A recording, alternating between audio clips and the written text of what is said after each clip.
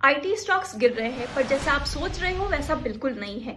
ना ये अर्निंग्स का इश्यू है, ना ही बैलेंस शीट का। रिसेंटली एआई डेवलपमेंट में एंथ्रोपिक के क्लॉड मॉडल ने लॉन्ग कोडिंग अंडरस्टैंडिंग की कैपेबिलिटीज दिखाई है, जिससे ग्लोबल इन्वेस्टर आईटी सर्विसेज के बारे में रीथिंक करने पे मजबूर है कि उसका फ्यूचर डिलीवरी मॉडल क्या होगा। थोड़ा सा कंटेक्स्ट में समझते हैं आईटी इंडस्ट्री के बारे में। टोटल इंडिया में $280 बिलियन की इंडस्ट्री है, जिसमें से 65 to 70% एक्सपोर्ट होती है हमारी सर्विसेज। मतलब $220 बिलियन का मार्केट केवल एक्सपोर्ट का बिजनेस है। इसमें लगभग 58 लाख लोग काम करते हैं और निफ्टी 50 में भी आईटी इंडस्ट्री का वेटेज 10 to 11% है। इसलिए कभी भी मार्केट में मूवमेंट आता है आईटी में तो निफ्टी पे इम्पैक्ट पूरा दिखता है।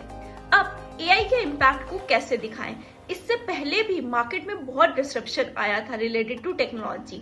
जब कंप्यूटराइजेशन आया था तो बैंक वालों ने हड़ताल कर दी थी, जॉब जाने का डर था। बट कहीं ना कहीं हमने उसे अडेप्ट किया, रिनोवेट हुई इंडस्ट्री, उससे इंटरनेट बैंकिंग भी बढ़ गई और बहुत सारी ट्रांजैक्शंस भी बढ़ गए और इंडस्ट्री बड़ी हो गई।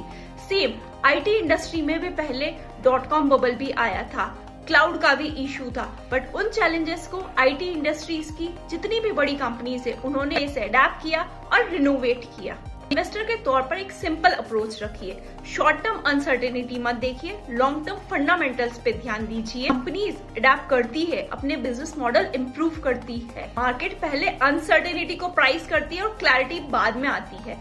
तो आपका क्या विचार है एआई इंडस्ट्री के डिसरप्शन के बारे में रिलेटेड टू आईटी इंडस्ट्री, और क्या आप आईटी इंडस्ट्री पे अपना बैट ले रहे हैं या नहीं ले रहे हैं?